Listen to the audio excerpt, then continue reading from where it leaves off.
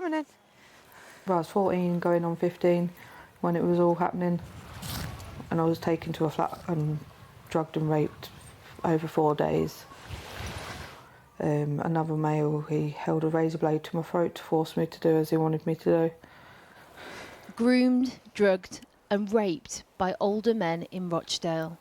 It's little wonder that half a lifetime later, Gemma still lives with the mental scars from her teenage years living in care.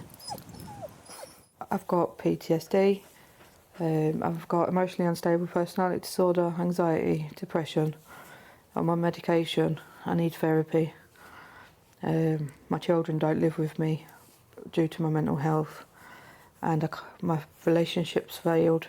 I've run away from my own family and I've got nobody, and it's hard for me to do daily things or live a normal life because of everything that's happened. She's been told she needs specialist therapy, but it's unavailable on the NHS. And without that, she's deemed unable to care for her children and barely leaves the house.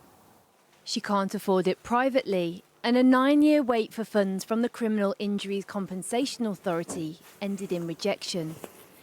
It's because during that delay she got into an argument with a neighbour, which led to an 18 months probation for threatening to cause criminal damage, and so she had an unspent conviction, which disqualified her from receiving compensation. All I did was have an argument, and by not being able to access compensation for being raped and abused, it's a double punishment in my eyes, and I can't get the justice or closure that I deserve for something that happened to me when I was a child, and I can't change what happened, but it wouldn't have occurred if I'd have access to therapy that I needed. The government has just announced a national grooming inquiry, but Gemma thinks another inquiry is pointless when they haven't followed through with recommendations from the last. In 2022, the independent inquiry into child sexual abuse determined that grooming survivors should be exempt from the rule restricting them from access to compensation if they had an unspent conviction. But despite the government promising to implement the inquiry's recommendations, they've already rejected this one, saying it's unfair to have a disparity with other victims of crime. Abuse victims, unfortunately, have got this much more increased propensity for criminal activity because of the nature of what they've been through.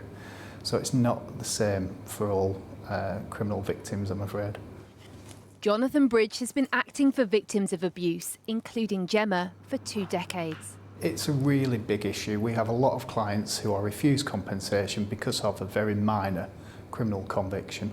I can't speak for the government, but there is no logical reason as to why they will not follow what Professor J advised. It was a 7-year inquiry. It involved victims, it involved specialists in this area of work. The recommendations were very clear that this rule should be changed, and it hasn't been. I can't say why they haven't followed them, but it is scandalous that they haven't.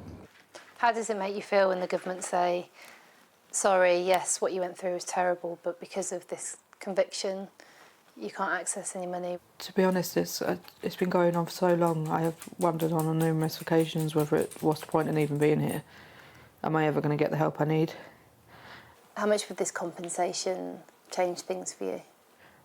If I got the specialised therapy, my children could come home. I'd be able to build relationships with the people I care about.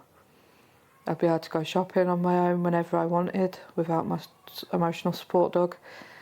I'd be able to live like normal people live without feeling fear wherever I go. Come. Gemma would like to help other survivors of grooming when her mental health is better. That's it. But she worries her criminal conviction will prevent that. Just another cost of her unresolved trauma.